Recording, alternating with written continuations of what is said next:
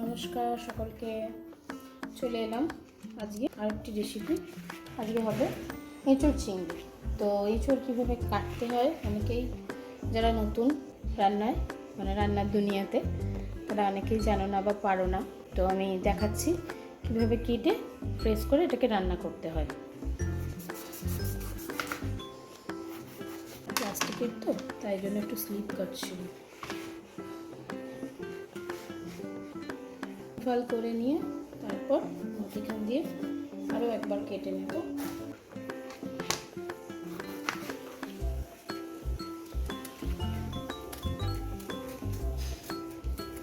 এইভাবে ঠিক মধ্যিখানের এই যে অংশটা সাধারণত এই জায়গাটাকে এইভাবে বাদ দিয়ে দেবো।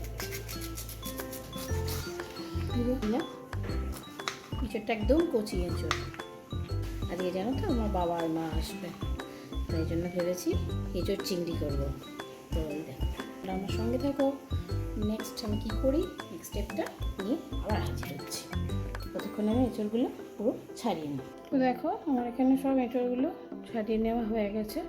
এবার এগুলো একটুখানি ভালো করে জল দিয়ে ওয়াশ করে নেব, করে কুকারে একটা সিটি দিয়ে নেব। দেখো বন্ধুরা, আমি কুকারে এঁচোড়গুলো সব দিয়ে দিয়েছি। দেবো অল্প হলুদ দিলাম, অল্প করে নুন দিয়ে দিলাম। এখানে আমি এঁচোড়গুলো বয়েল করে নিয়ে নিয়েছি। কারণ এঁচোড়ে লাগছে চিংড়ি মাছ, যেটা আগে থেকে নুন হলুদ মাখিয়ে রেখেছি। নিয়েছি কিছুটা পরিমাণ পেঁয়াজ কুচি, আদা রসুন লঙ্কা, যেটার একটা মিহি পেস্টটা বললাম, সেই পেস্টটা হচ্ছে। এখানে টমেটো পিউরি, টমেটো কুচিয়ে রেখে আগে ডুমো ডুমো করে কেটে রাখা আলুগুলো আগে ভেজে নেব। দিয়ে দেবো চিংড়ি মাছগুলো, নুন হলুদ মাখিয়ে রেখেছি।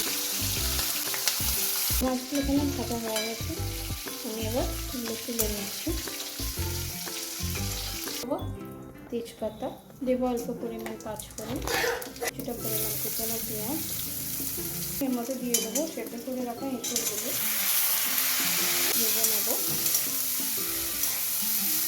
রসুন, পেঁয়াজ, কাঁচা লঙ্কা আর আদা বাটা, টমেটো পিউরি, দিচ্ছি হলুদ গুঁড়ো, ঘরে বানানো জিরে এবং ধনের গুঁড়ো, স্বাদ মতো নুন, কাশ্মীরি লঙ্কার গুঁড়ো, দেবো দুটো চারটে চিনির দানা। তো ভালো করে এবার আমি মশলাটা দিয়ে এঁচোড়টাকে কষিয়ে দেখছো বন্ধুরা, আমার এগুলো কষা হয়ে গেছে। দিয়ে দিচ্ছি এখানে চিংড়ি মাছগুলো।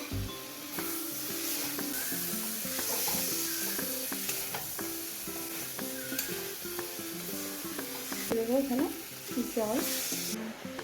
তো বন্ধুরা, আমার এখানে এটা হয়ে গেছে তরকারিটা একদম। তো আমি এবার উপর থেকে আলুগুলো দিয়ে দিচ্ছি।